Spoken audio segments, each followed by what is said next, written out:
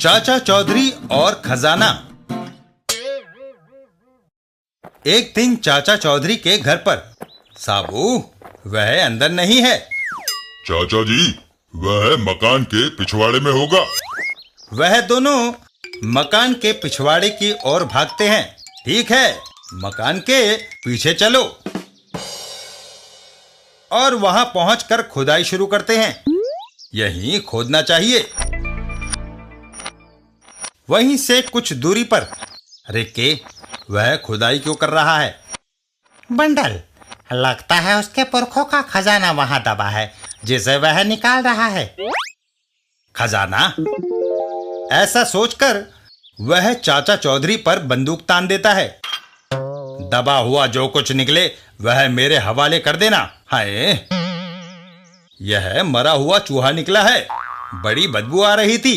हम इसे अंदर बाहर ढूंढ रहे थे। साबू जोर से हंस पड़ता है। चाचा चौधरी चूहे को बंडल के ऊपर उछाल देते हैं। लो, इसे तुम ही ले लो। हाय रिक्की, यहां से कुछ भी नहीं मिला। बंडल, खाली हाथ हम कभी नहीं लौटे। वह दोबारा चाचा चौधरी पर बंदूक तान देता है। तुम्हें कुछ ना कुछ देना होगा। हमारे पास जो कुछ भी था वह तुम्हें दे दिया। खामोश, मैं 3 तक गिनता हूं। अगर तुमने कुछ ना दिया तो मैं तुम दोनों को गोलियों से भून दूंगा। 1, 2। इससे पहले कि उसकी गिनती पूरी होती, चाचा चौधरी उसके ऊपर कुदाल फेंक मारते हैं। और 3। ओह! साबू और बंडल, मैं तुम्हें ऐसी जगह भेजूंगा जहां तुम्हें कुछ ना कुछ जरूर मिलेगा। ये तो गया काम से। इतना कहकर साबू उन्हें पकड़कर हवा में उछाल देता है। ओह! हवा में उड़ते हुए दोनों सीधे जाकर म्युनिसिपल कूड़ेदान में गिर जाते हैं। आहा! साबू।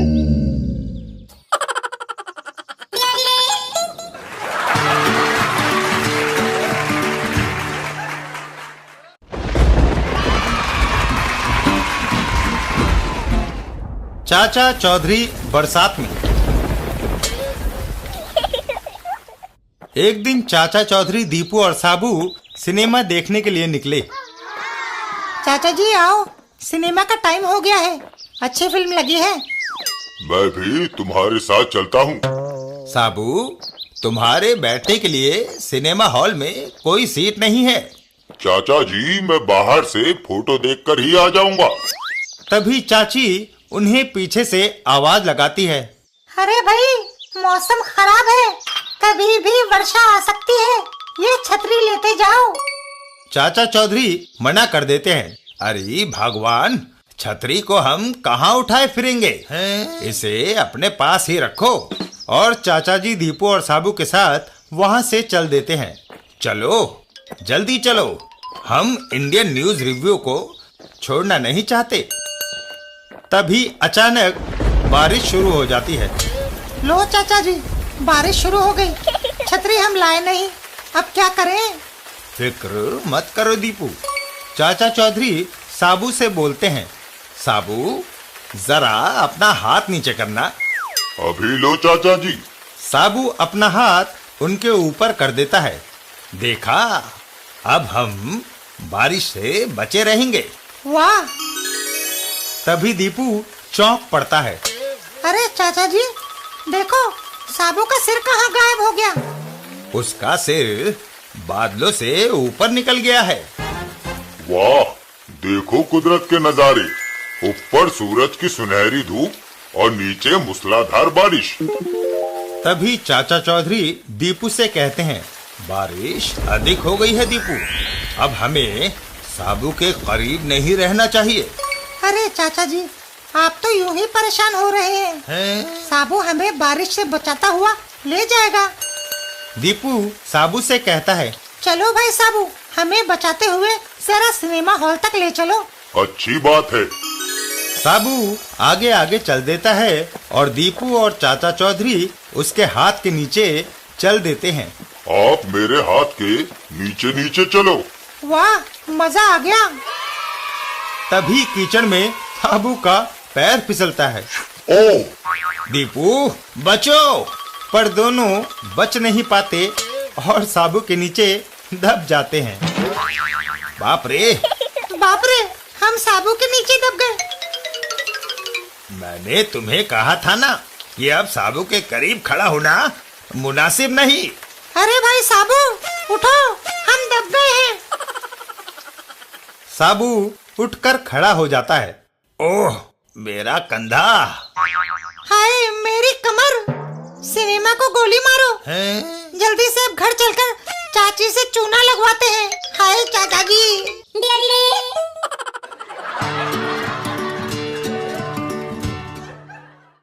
चाचा चौधरी और अनोखा जहाज। एक दिन बरसात के मौसम में, साबू, बरसात का मौसम आ गया है, अब तू भी एक छतरी खरीद ले। चाचा जी, मैंने छतरी बना ली है। ये देखो, पैराशूट में तारे फिट करके बीच में एक बिजली का खंभा लगा दिया है। वाह, मैं तो समझता था कि तू शरीर से ही लंबा चौड़ा है, अक्ल कम है, परंतु अब तो तुझमें अक्ल भी आती जा रही है। उधर शहर के एक भाग में, बचाओ बचाओ, बाढ़ का पानी हमारे घरों में घुस गया है। बाढ़ का पानी बराबर बढ़ रहा है। अगर उन्हें निकाला न गया तो शीघ्र ही सैकड़ों लोग डूबकर मर जाएंगे, बेचारे। उफ, बचाओ बचाओ। क्या करें, हमारे पास नाव भी नहीं है। क्या मदद लेने दूसरे शहर जाएं? जब तक हम मदद लेकर दूसरे शहर से लौटेंगे तब तक बाढ़ का पानी उन सबको बहा कर ले जाएगा। तो फिर क्या करें? यहाँ पास ही चाचा चौधरी रहता है, चलो उसके पास चलें, वही कुछ करेगा। वो दोनों भागकर चाचा चौधरी के पास पहुंचे। चाचा जी, शहर का दक्षिणी भाग बाढ़ में डूब गया है, अगर शीघ्र ही मदद न पहुंचाई तो सब मर जाएंगे। चलो, मैं चलकर देखता हूँ।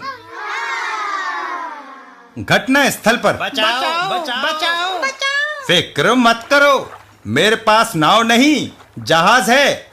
साबू, कूद जाओ पानी में। साबू पानी में कूद पड़ता है। जय बजरंग बली। आप सब लोग जल्दी से मेरी पीठ पर बैठ जाओ। साबू उन सबको अपनी पीठ पर लाद लेता है। सब आ गए? कोई रह तो नहीं गया? नहीं, सब आ गए, अब तुम चलो। साबू तैरता हुआ दूसरी तरफ बढ़ता है। वाह, चाचा जी, ज्यादा बोझ से साबू डूब तो नहीं जाएगा? अरे, वह तो इतने आदमी और लाद कर ला सकता है। कुछ देर बाद, देखा, मेरा जहाज तुम्हारे सारे आदमी किनारे पर सुरक्षित ले आया। धन्यवाद।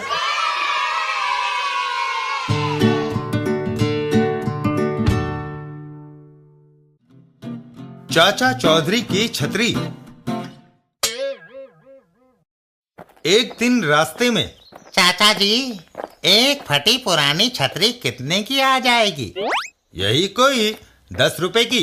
वह व्यक्ति चाचा चौधरी की छतरी छीन लेता है। ठीक है, यह लीजिए 10 रुपए, यह मेरी हो गई। मगर मेरी छतरी बिकाऊ नहीं है। सौदा हो गया। तभी बारिश आ जाती है और चाचा चौधरी एक इमारत की ओर दौड़ पड़ते हैं। बेईमानी की हद हो गई, बारिश आ गई, उस छत के नीचे शरण लूं। इधर वह आदमी, बारिश की किसे फिक्र है, अब तो मेरे पास नई छतरी है। वह छतरी खोलने लगता है। ओह, यह खुल नहीं रही, जाम हो गई है, जरा और दम लगाऊं। वह पूरा दम लगा देता है, मगर छतरी नहीं खुलती। हा हा हा, इसे कहते हैं बदनसीबी। छतरी है फिर भी भीग रहे हैं। वह आदमी वापस चाचा चौधरी के पास पहुंचता है। रखो अपनी छतरी, जब यह खुलती नहीं है तो मेरे किस काम की, पैसे वापस लेता हूँ। चाचा चौधरी छतरी लेते हैं। यह छतरी पुश बटन से खुलती है और उसे खोलकर चल देते हैं। हैं?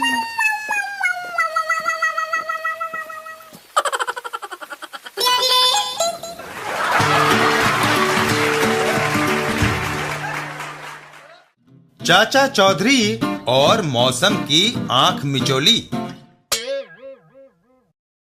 एक दिन चाचा चौधरी और साबू। चाचा जी, देखिए कुदरत का चमत्कार। थोड़ी देर पहले घने बादल छाए थे और सूरज निकलते ही गर्मी हो गई। साबू, बेईमान आदमी की तरह मौसम का भी कोई भरोसा नहीं। एक बार मैं दिल्ली की गर्मी से बचने के लिए दार्जिलिंग पहुंचा। वहां पर आंधी और तूफान इतना था कि मैं घबरा कर अपने शहर आ गया। इतना कहकर चाचा चौधरी वहां से चल देते हैं। अच्छा, घर जाकर मैं नहाऊंगा, नहाने से गर्मी कम लगेगी। वहीं से कुछ दूरी पर। क्यों घंचो, मुझे बिना सलाम ठोके निकले जा रहे हो? बप्पन, तुझे क्यों सलाम किया जाए? तू अनपढ़, बेकार और आलसी है। तुझ में ऐसी कौन सी खूबी है कि आते जाते तेरा आदर किया जाए? मुझ में जो दिमाग है वह दूसरे किसी में नहीं।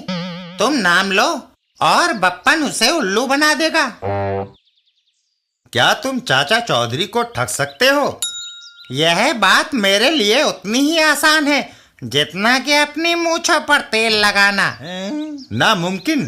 तभी उनकी नजर सामने से आते चाचा चौधरी पर पड़ती है। देखो, वह इधर ही आ रहा है। तुम 1 घंटे बाद आना और देखना, अगर चाचा चौधरी बिना कपड़ों के मेरे घर से ना निकला तो मैं तुम्हें 100 रुपया दूंगा। नहीं तो इतना पैसा तुम मुझे देना। मैं चालाकी से उसके सारे कपड़े उतरवा लूंगा। ठीक है? चाचा चौधरी और बप्पन। चाचा जी, आइए, बैठिए। अबे बच गए। नहीं बप्पन, गर्मी बहुत है, घर जाकर नहाऊंगा। मैं आपको शरबत पिलाऊंगा, उससे शरीर में ठंडक पहुंचेगी। ठीक है। चाचा चौधरी घर के अंदर। आप कमरे में बैठो, मैं अभी शरबत लाता हूँ। चाचा चौधरी के कमरे के अंदर जाते ही बप्पन बाहर से कुंडी लगा देता है। वह अंदर गया, बाहर से दरवाजा बंद कर दिया जाए। कमरे के अंदर जो हीटर रखा है उसका स्विच बाहर है, उसे चला देता हूँ। अबे क्या करता है? गर्मी का मौसम, ऊपर से हीटर का ताप। चौधरी घबराकर सारे कपड़े उतार देगा। तभी अचानक, ओह, बिजली कड़की, ओलों की वर्षा। मौसम अचानक बदला। चाचा चौधरी हीटर का ताप बढ़ा देते हैं। ओलों से ठंड हो गई है। शुक्र है हीटर से कुछ गर्माहट आई।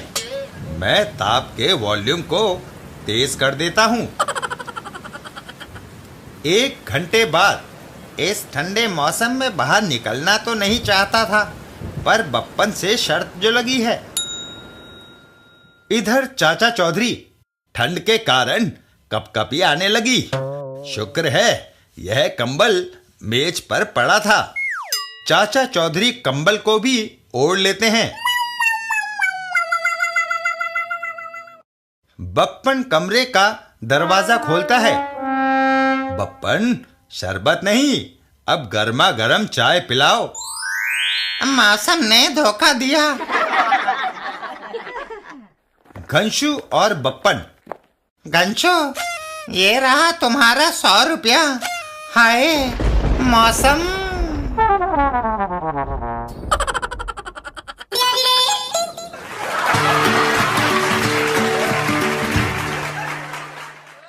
चाचा चौधरी और साबू की छतरी। एक दिन बरसात में चाचा चौधरी, लो बारिश शुरू हो गई। घबराओ नहीं चाचा जी, आप मेरी छतरी में आ जाओ। अरे भाई, मैं अकेला नहीं, मेरे साथ मेरा साथी भी है। साबू। अरे बाप रे, मेरी छतरी से उसका एक कंधा भी नहीं ढक सकेगा। चाचा चौधरी एक छज्जे के नीचे खड़े हो जाते हैं। चलो, मैं इस छज्जे के नीचे खड़ा हो जाता हूँ। लेकिन आप जा कहाँ रहे थे? साबू के लिए छतरी लेने।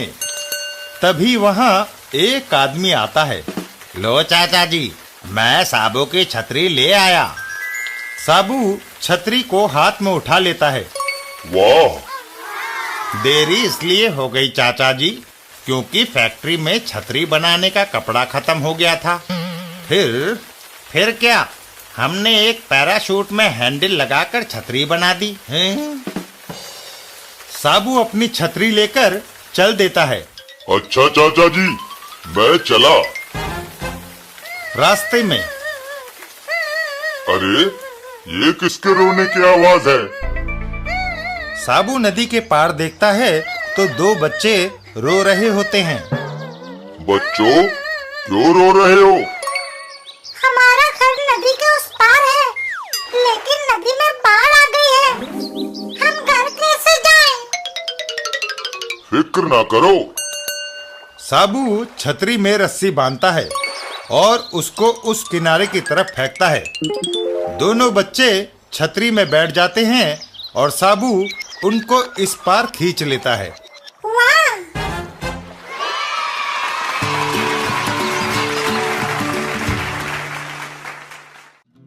चाचा चौधरी और जल बाबा।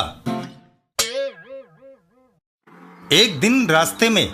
वाह, हाईवे पर कार चलाने का अपना ही लुत्फ है। ना कोई रेड लाइट, ना गाड़ियों का जमघट। गाड़ी जितनी मर्जी स्पीड से चलाओ। तभी उसकी कार रुक जाती है। ओहो, गाड़ी रुक गई। देखूं, कोई आसपास मदद के लिए मिले। उसकी नजर वहीं बैठे एक आदमी पर पड़ती है। अरे भाई, जरा मेरी गाड़ी को धक्का लगाना। बाबूजी, 5 रुपए लगेंगे। वह किस बात के? कार को धक्का लगाने में मेरी शक्ति खर्च होगी। 5 रुपए से मैं दूध पीऊंगा और दोबारा ताकत हासिल करूंगा। मगर दिल्ली में तो लोग मुफ्त में धक्का लगा देते हैं। तो फिर किसी को दिल्ली से ही बुलवा लो। सुना था गांव शहर से सस्ते होते हैं, मगर यहाँ तो उल्टा है। तभी चाचा चौधरी और साबू उसे आते दिखाई देते हैं। एक ट्रक नजर आया, शायद वह मेरी मदद करे। रुकना, मैं Deendayal chartered accountant of Delhi हूँ। मेरी कार रुक गई है। वह गांव वाला धक्का मारने के 5 रुपए मांगता है। मैं तुम्हारी कार को एक किक मारता हूँ, जिससे वह चलने लगेगी। कोई दाम? बिल्कुल मुफ्त। ठीक है, एक चार्टर्ड अकाउंटेंट घाटे का सौदा क्यों करेगा? मैं स्टीयरिंग संभालता हूँ। जब मैं हाँ कहूँ तब किक जमा देना। वह गाड़ी में बैठ जाता है और हाँ, साबू गाड़ी में एक किक मारता है और गाड़ी स्टार्ट हो जाती है। धन्यवाद। कार स्टार्ट हो गई और दौड़ने लगी। चाचा चौधरी, साबू, वह चार्टर्ड अकाउंटेंट घाटे में रहा। चाचा जी, उसकी तो 5 रुपए की बचत हो गई। साबू, तुम्हारी किक से कार में जो डेंट पड़ा है, उसकी मरम्मत में अकाउंटेंट साहब के 500 रुपए खर्च हो जाएंगे। हा, हा, हा, हा, हा, हा, हा, हा। तभी चाचा जी, ट्रक रुक क्यों गया? इंजन गर्म हो गया है। कार्बोरेटर में डालने के लिए सामने के गांव से पानी लेकर आता हूँ। कुएं के पास। तुम कुएं से पानी ले रहे हो? क्या जल बाबा से इजाजत ले ली है? पानी तो कुदरत की देन है। लगता है तुम्हारा भी वही हाल होगा जो मेरा हुआ था। देखो मेरा झुलसा हुआ चेहरा। इस कुएं के पानी के कारण मेरी पत्नी चमेली अंधी हो गई। जल बाबा ने ऐसा किया। आश्चर्य। चाचा चौधरी उस व्यक्ति के साथ चल देते हैं। चलो मैं भी जल बाबा के दर्शन कर लूं। मेरा चेहरा पहले ऐसा बदसूरत ना था। हमारे गांव में पानी की कमी थी। पानी का एकमात्र स्रोत 20 मील दूर एक तालाब था। गांव के लोगों ने मिलकर एक कुआं खोदा है। अब पानी के लिए दूर नहीं जाना पड़ेगा। परंतु जब हम दूसरे दिन कुएं पर गए तो वहां पर एक अजीब आदमी बैठा था। तुम? मैं जल बाबा हूँ। इस कुएं से एक बाल्टी पानी लेने के लिए 1 नारियल और 11 रुपए देने होंगे। क्यों? कुआं तो गांव वालों ने खोदा है। लेकिन इस कुएं के पानी को पीने योग्य मैं बनाऊंगा। क्या अभी इसका पानी इस्तेमाल करने योग्य नहीं? जल बाबा कुएं में बाल्टी डालता है। अभी यह जहर से ज्यादा घातक है, खुद देख लेना। लो, इस पानी से अपना मुंह धो लो, पीना मत। तभी मेरी पत्नी चमेली आ गई। हाँ, पानी, मैं भी इससे अपना मुंह धो लूं। हम दोनों ने इकट्ठे पानी के छींटे अपने चेहरों पर मारे। ओह, ये क्या? मैं अंधी हो गई। जहां जहां पानी पड़ा चमड़ी पर जख्म हो गए। इधर जल बाबा। बाकी बचे पानी से मैं नहा लूं। नहीं जल बाबा, आपका भी वही हाल होगा जो चमेली और उसके पति का हुआ। मूर्ख, हमें योग्य सिद्धि प्राप्त है। हम अमर हैं। तुम्हारे और हमारे में यही फर्क है। इतना कहकर जल बाबा ने बाल्टी का बचा पानी अपने ऊपर उड़ेल लिया। हर हर गंगे। गांव के लोग हैरान रह गए। जल बाबा को खरोच तक नहीं आई थी। महाराज, हमें क्षमा करें, कुएं के जल को उपयोगी बना दें। ऐसा ही होगा। जल बाबा ने मंत्र फूंक कर कुएं के पानी को उपयोगी बना दिया, पर वह उसकी कीमत लेते थे। महाराज, मुझे 2 बाल्टी पानी चाहिए। लीजिए, नारियल और 22 रुपए। लेकिन जब एक बार कुएं का पानी मनुष्य के लिए उपयोगी बन गया था, तब तुम जल बाबा को कीमत देते या ना देते, क्या फर्क पड़ता? जैसा तुम समझते हो यह वैसा नहीं है।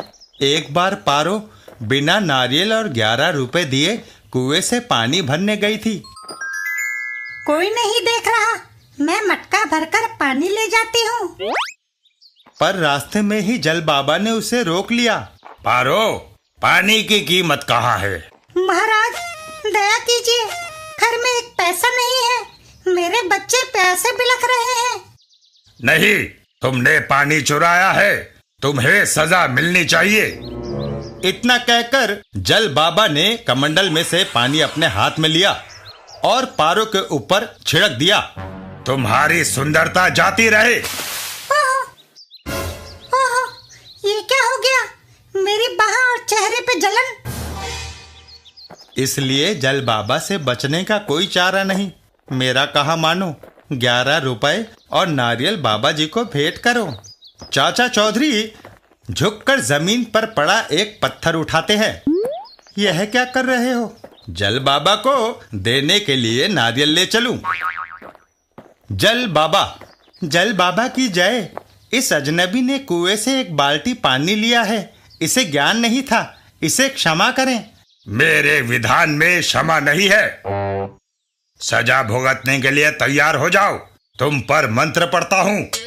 जल बाबा कमंडल में से पानी अपने हाथ पर डालता है और चाचा चौधरी पर छिड़क देता है।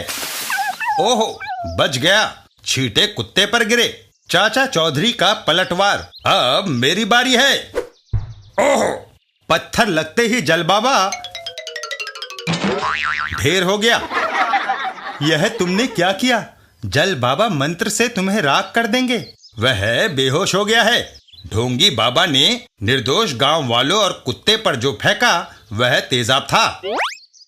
तो तेजाब का जल बाबा पर असर क्यों नहीं होता था? उसकी चमड़ी पर जख्म क्यों नहीं होते थे?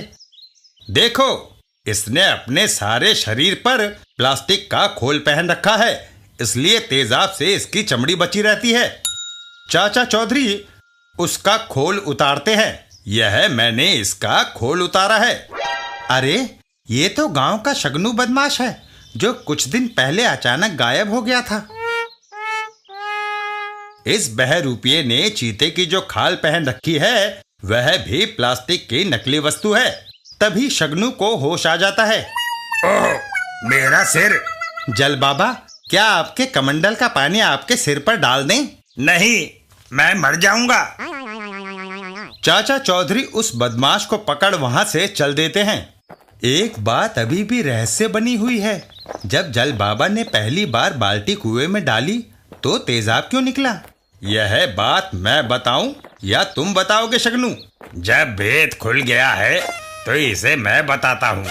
कुएं का पानी निर्मल था। जब मैंने बाल्टी कुएं में लटकाई तो वह खाली नहीं थी, उसमें पहले से तेजाब था। इससे पहले कि बाल्टी कुएं के पानी को छूती, मैंने उसे आधे रास्ते से ऊपर खींच लिया। चाचा चौधरी वहां से चल देते हैं। आपने गांव वालों को भय से मुक्ति दिला दी। हम एहसानमंद रहेंगे। शगनू को पंचायत के सामने पेश किया जाएगा। पंच न्याय करेंगे। साबू!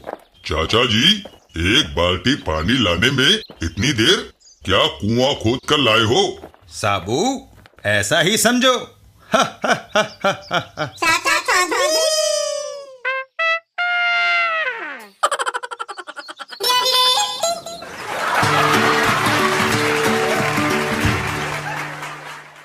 चाचा चौधरी और अफ्रीका की यात्रा। अफ्रीका के कुछ प्रतिष्ठित नेता चाचा चौधरी के पास आए। चाचा जी, हम आपको अफ्रीका आने का निमंत्रण देने आए हैं। वहां घूमने की मेरी भी बड़ी इच्छा थी। हम वहां जरूर आएंगे। ये लीजिए, आपके लिए हवाई जहाज के टिकट हैं। धन्यवाद। हम अपने छोटे से स्टीमर में ही सफर करेंगे। मैं आपको चेतावनी देना चाहता हूँ कि समुद्री यात्रा खतरों से खाली नहीं। खतरों से खेलना तो हमारी आदत बन गई है। चाचा चौधरी साबू और टिंगू मास्टर चल देते हैं अफ्रीका की यात्रा के लिए। आओ भाई टिंगू मास्टर और साबू, तुम्हें अफ्रीका घुमा लाएं। टिंगू मास्टर और चाचा को लिए स्टीमर चल देता है। चाचा जी, साबू नहीं दिखाई दे रहा। मैं पीछे पीछे आ रहा हूँ। तभी, ओह, ये क्या चाचा जी? टिंगू मास्टर, लगता है समुद्र में तूफान आ गया है। लहरों के उफान से उनकी बोट हवा में उछल जाती है। बाप रे, चाचा जी, लगता है समुद्र में ही हम दफन हो जाएंगे। धीरज रखो टिंगू मास्टर, घबराहट में मुसीबत दुगनी हो जाती है। तूफान शांत होने पर, लो, तूफान खत्म हो गया। पर चाचा जी, साबू कहाँ चला गया? लगता है टिंगू मास्टर, तूफान ने साबू को कहीं दूर पटक दिया है। घबराओ मत, वह बड़ी हिम्मत वाला आदमी है। तभी एक बड़ी सी वेल उनकी ओर मुंह फाड़े आती है।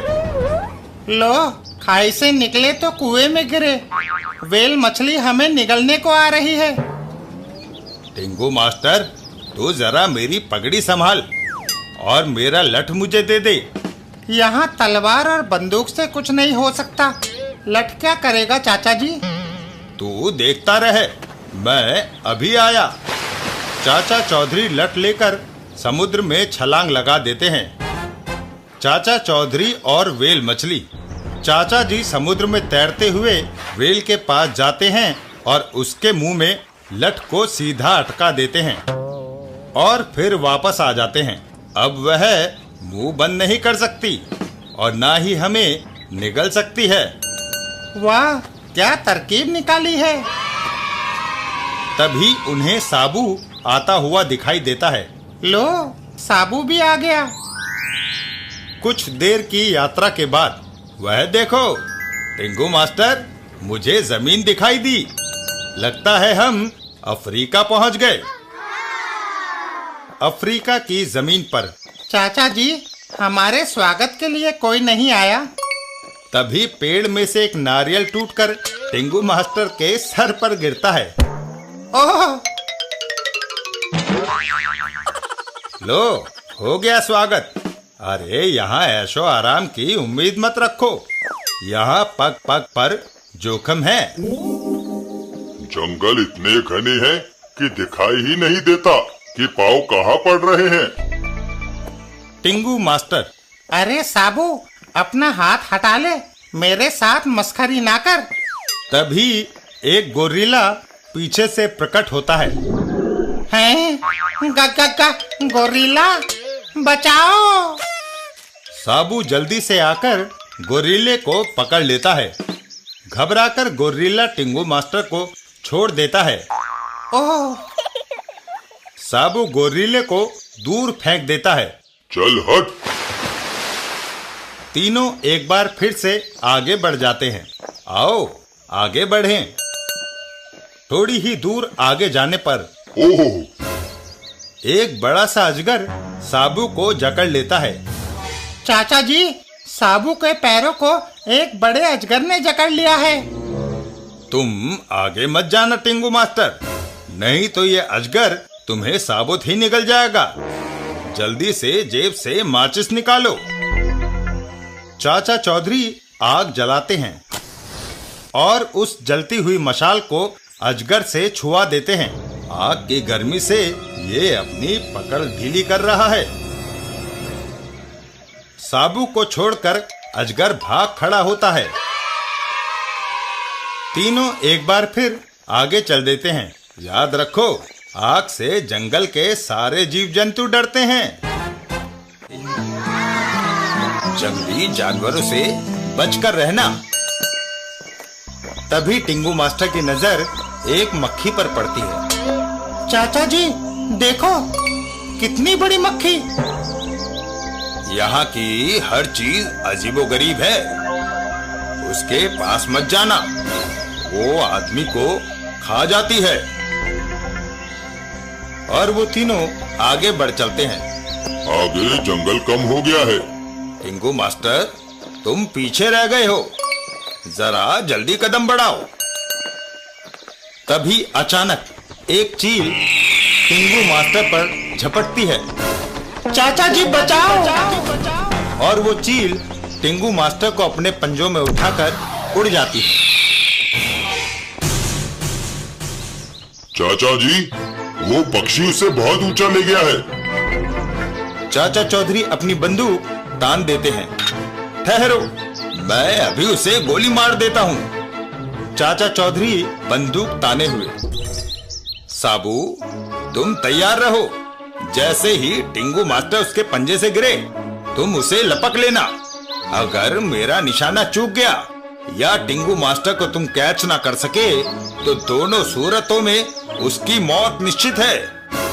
मैं तैयार हूँ चाचा जी। और चाचा चौधरी ने बंदूक का घोड़ा दबा दिया। निशाना अचूक लगा। ओह! और साबू ने जल्दी से उसे बीच में लपक लिया। धन्यवाद साबू, तुमने मेरी जान बचाई। अरे, हम अपने यार को आज तक नहीं आने देंगे। कुछ दूर जाने पर अरे, टिंगू मास्टर नजर नहीं आ रहा। मैं यहाँ हूँ चाचा जी। अरे भाई जिराफ, जरा धीरे भागो, कहीं मैं गिर ना जाऊं। ये देखकर साबू हंस पड़ता है। हा हा हा, चलो अच्छा हुआ, टिंगू मास्टर को एक खिलौना मिल गया।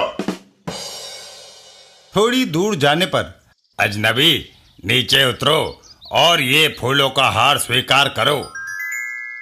तुमने मेरा जो स्वागत किया है और खातिर की, उससे मैं बहुत खुश हूँ। अब बताओ, तुम मुझे ले कहाँ जा रहे हो? बलि चढ़ाने। बलि? नहीं, मुझे जाने दो।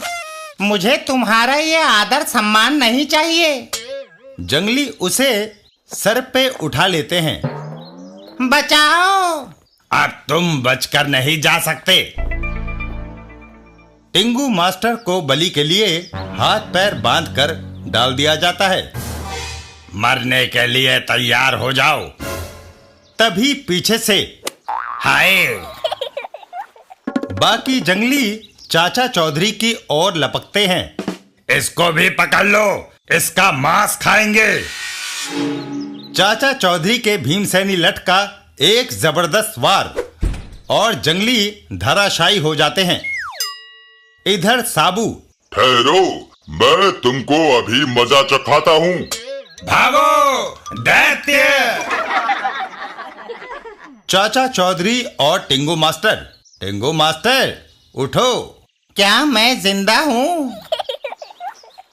चाचा जी, अब हम किधर जाएंगे?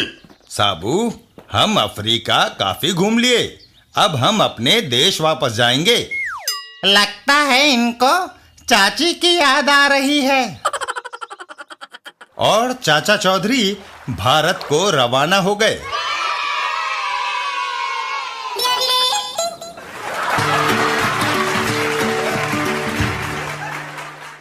चाचा चौधरी और साबू होनोलुलु में। चाचा चौधरी और साबू होनोलुलु में। साबू, ये प्रदेश दूसरों से अलग है। हाँ चाचा जी, मुझे भी कुछ ऐसा ही दिखाई देता है। दूर दूर तक पथरीली जमीन है। तभी अचानक एक बड़ा सा जाल उन दोनों के ऊपर आके गिरता है। ओह! और वो दोनों जाल में कैद हो जाते हैं। हा हा हा, तुम दोनों हमारा कैदी। है मच्छर, इस जाल को खोलो जल्दी, नहीं तो।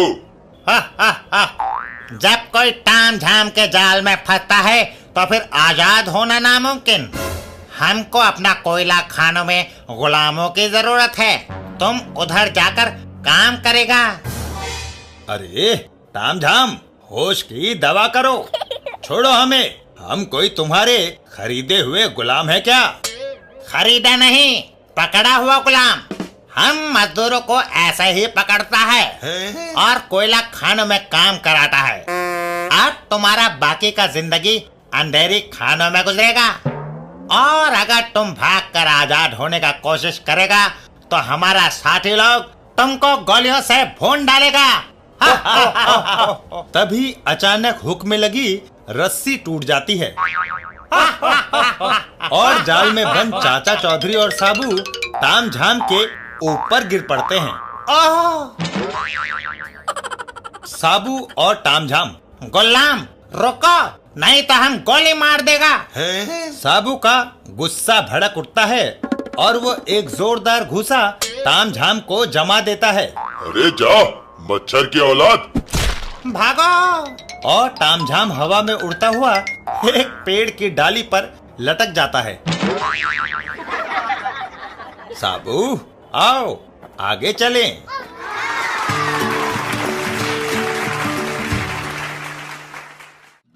चाचा चौधरी और पेटू बोगो। एक दिन एक जगह पर। खाना बड़ा स्वादिष्ट बना है, पर अभी भूख बाकी है। निशी, मसाला डोसा लाओ। बोगो, वह तैयार हो रहा है, पकते ही लाऊंगी। जल्दी। कुछ देर बाद। लो, जल्दी लो मसाला डोसा, मैं इसे ज्यादा देर तक नहीं थाम सकती, भारी है। आहा, खुशबू अच्छी आ रही है।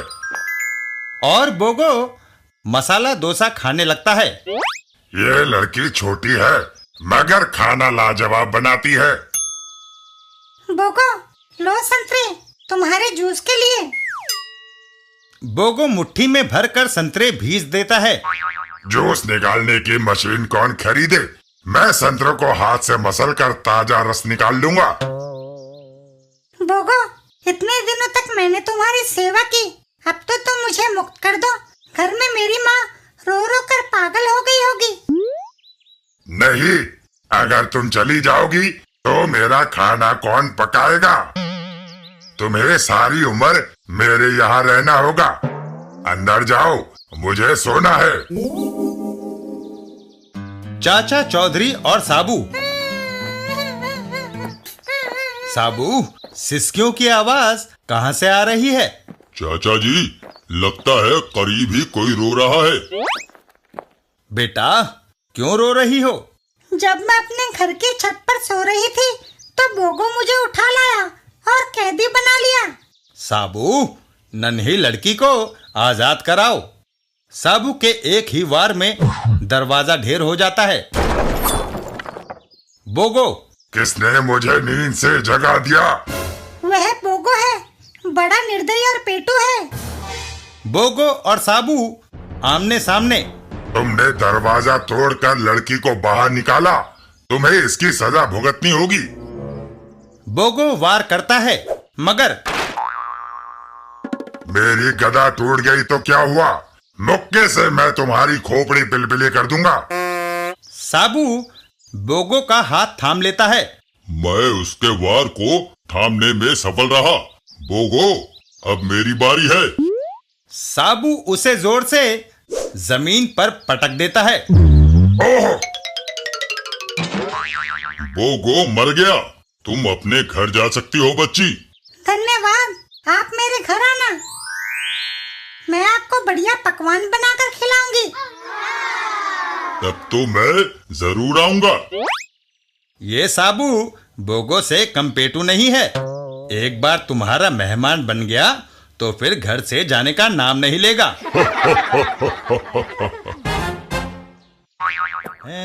चाचा चौधरी के घर पर। साबू, उठो, सवेरा हो गया है।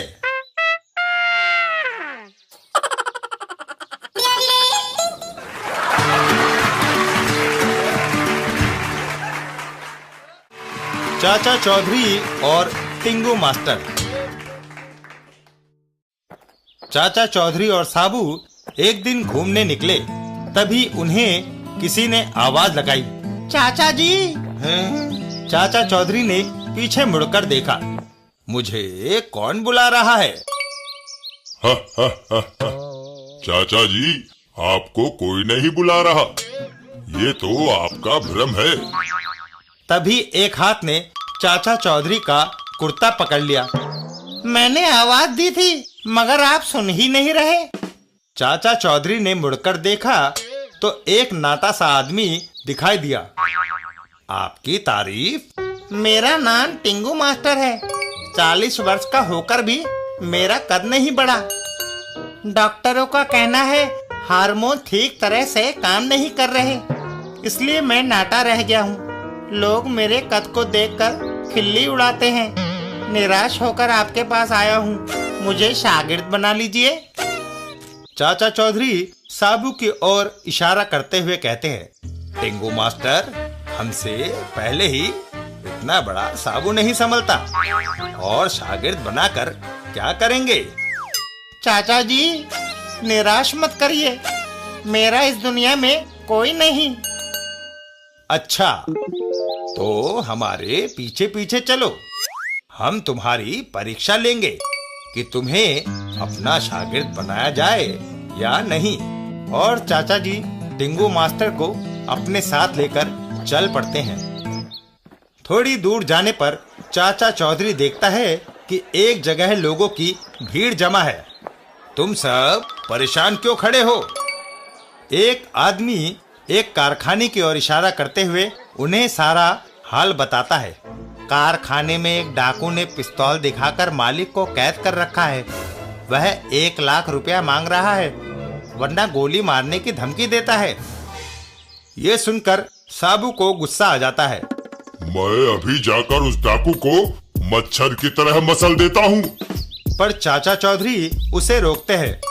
नहीं साबू, कारखाने के खिड़की दरवाजे सभी बंद हैं। तुम्हारे अंदर जाने का कोई रास्ता नहीं। दरवाजे को तोड़ें तो डाकू मालिक को गोली मार देगा। चाचा चौधरी टिंगू मास्टर की तरफ मुड़ते हैं। टिंगू मास्टर, अब तेरी परीक्षा की घड़ी आ गई है। ले मेरा भीमसेनी लठ, ये तेरी मदद करेगा। चाचा चौधरी दीवार में से निकले हुए एक पाइप की ओर इशारा करते हैं। कारखाने के अंदर जाने का एक ही रास्ता है, वह पाइप। तू आसानी से घुस जाएगा। जा, मालिक को बचा। बहुत अच्छा। टिंगू मास्टर पाइप के अंदर सरकता है। शाबाश, हिम्मत से काम लेना। कारखाने के अंदर। अब मैं और इंतजार नहीं कर सकता। तुम्हारे आदमियों ने 5 मिनट में यदि मुझे 1 लाख ना दिए तो मैं तुम्हें गोली मार। पर वो बदमाश अपनी बात पूरी ना कर सका कि तभी हाय, भीमसेनी लठ का एक जोरदार वार उसके सर पर हुआ और उस बदमाश की पिस्तौल जमीन पर गिर पड़ी। टिंगू मास्टर भागकर पिस्तौल उठाता है और उस बदमाश पर तान देता है। खबरदार, आगे बढ़े तो गोली मार दूंगा। सेठ जी, दरवाजा खोलो और बाहर जाओ। चाचा चौधरी और सभी लोग बाहर से अंदर आ जाते हैं और उस बदमाश को धर दबोचते हैं। चलो थाने। शाबाश टिंगू, आज से तू मेरा शागिर्द। धन्यवाद चाचा जी। एक दिन टिंगू मास्टर को उदास बैठे देख चाचा चौधरी ने पूछा, क्यों भाई टिंगू मास्टर, आज उदास क्यों बैठा है? मैं एक बढ़िया पतंग लाया।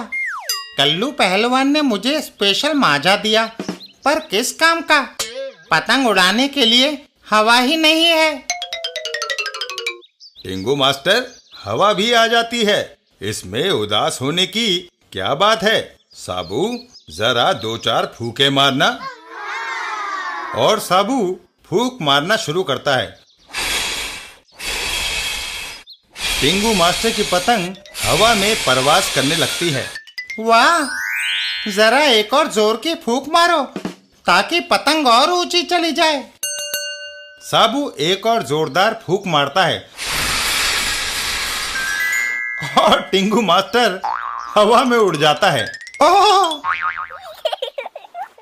अरे साबू, तुमने ये क्या किया? इतने जोर से फूंक मार दी कि पतंग के साथ पतंगबाज भी उड़ गया। जाओ, उसे ढूंढ कर लाओ। जी चाचा जी। साबू टिंगू मास्टर को खोजने के लिए दौड़ लगा देता है। इधर टिंगू मास्टर, अरे, जब तक मैं इस डोर को नहीं छोड़ता उड़ता ही चला जाऊंगा। टिंगू मास्टर डोर को छोड़ देता है। एक जगह पर, कमबख्तो, तुम्हारी लापरवाही से हमने बलि के लिए जो आदमी तैयार किया था भाग गया।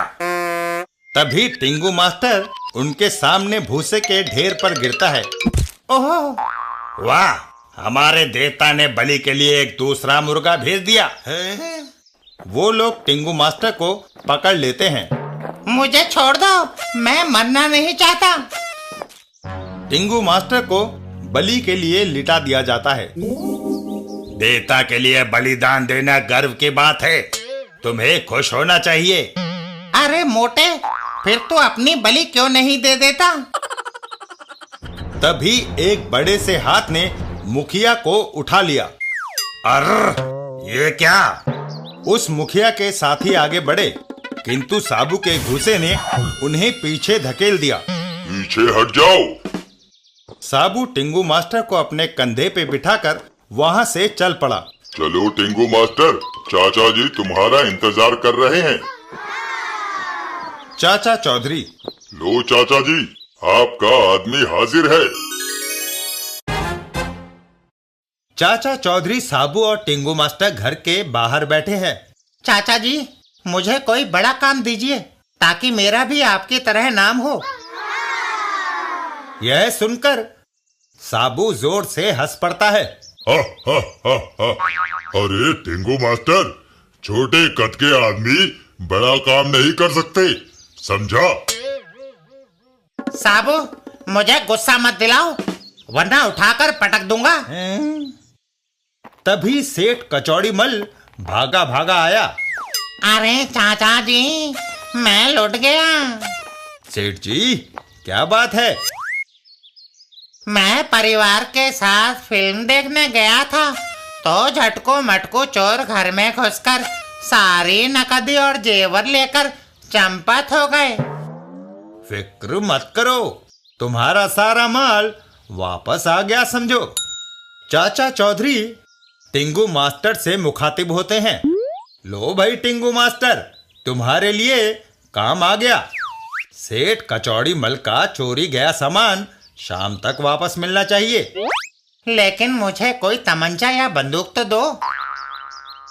साबू, हा हा हा हा, बच्चे तमंचों से नहीं खेलते।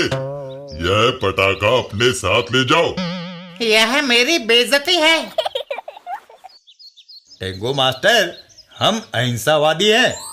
हमारे यहाँ बंदूक तमंचे का क्या काम, पटाखा शायद काम आ जाए। टिंगू मास्टर पटाखा लेकर चोरों की तलाश में निकल पड़ता है।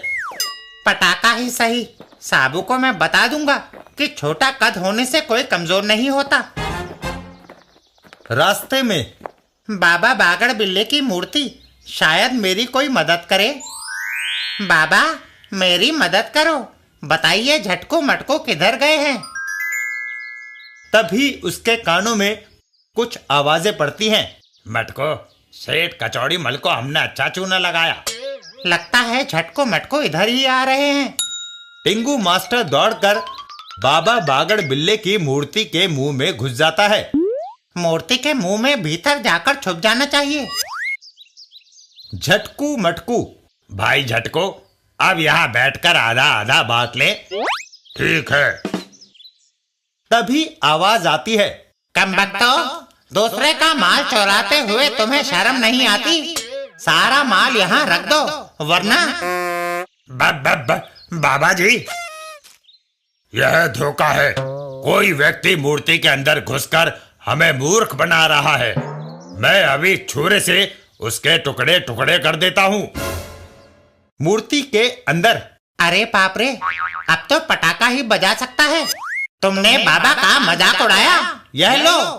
टिंगू मास्टर पटाखे को आग लगाता है और एक जोरदार धमाका होता है। हाय, मर गया। और फिर, बाबा जी हमें माफ कर दें, आप जैसा कहेंगे हम वैसा ही करेंगे। सारा माल यहाँ रखकर यहाँ से चले जाओ। जो हुक्म आपका। दोनों माल वहीं रखकर भाग खड़े होते हैं। टिंगू मास्टर बाहर आता है। हा हा हा हा, दोनों भाग गए। यह माल सेठ कचौड़ी मल को लौटा के आता हूँ।